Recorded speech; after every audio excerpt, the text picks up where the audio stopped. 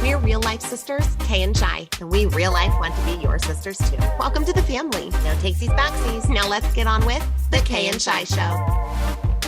So when we're looking at developing and maintaining a positive mental attitude, as we shared in the last installment, it's definitely not always easy, especially during those challenging times, but it really is simple. Once you dedicate to the process and understand and bring awareness to it, then it's about putting down those habits that will allow you to rely on that programming during future challenging moments. Now, you might be in the place right now where you're like, okay, but I have this huge mountain of challenges ahead of me, ladies. Like, you don't even understand the level of anxiety that's going on inside my mind. Trust us. We get you. We've been there and we know what it's like to be in that space.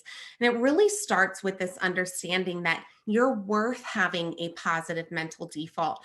It's worth your human experience and your presence and your time to be spent in a way that isn't quite so painful. I love that you bring up this worthiness piece, Kay, because I think there are a lot of people who hold themselves back or don't allow themselves to have a positive mental attitude because they have a lot of shame or around who they've been in the past or what they did or didn't do in the past. And so they might feel like you don't know who I've been. I don't deserve to have a positive mental attitude. Who am I to talk encouragingly to myself? Do you know who I really am underneath? And the answer is yes, we do.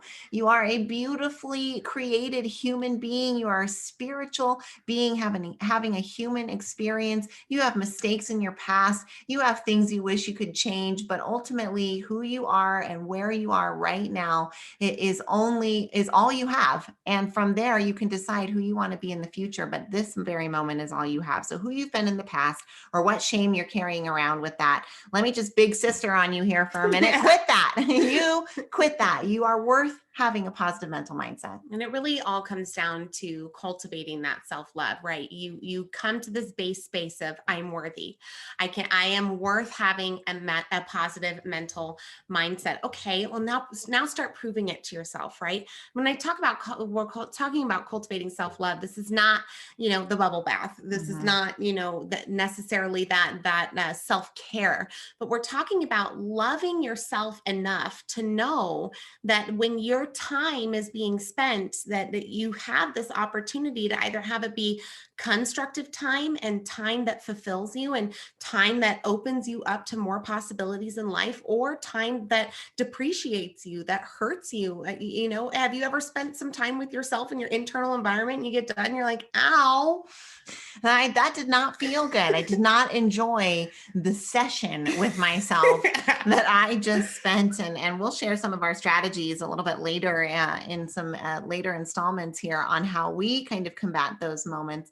But really wanting you to know, the sponsor of this week is the Neuroencoding Institute, and there's a reason for that. But as Joseph McClendon III, who is the founder of that institute, says, there are no fearless people. Nobody is fearless, but there are people who fear, less. You can understand that, right? So everybody slips into fear. Everybody slips into negative thinking. The real difference maker is how quickly you can shift from that state, and being able to shift out of a negative mindset or catch yourself during one of those sessions with yourself where you're not being very nice and shift into something more constructive really can make all the difference.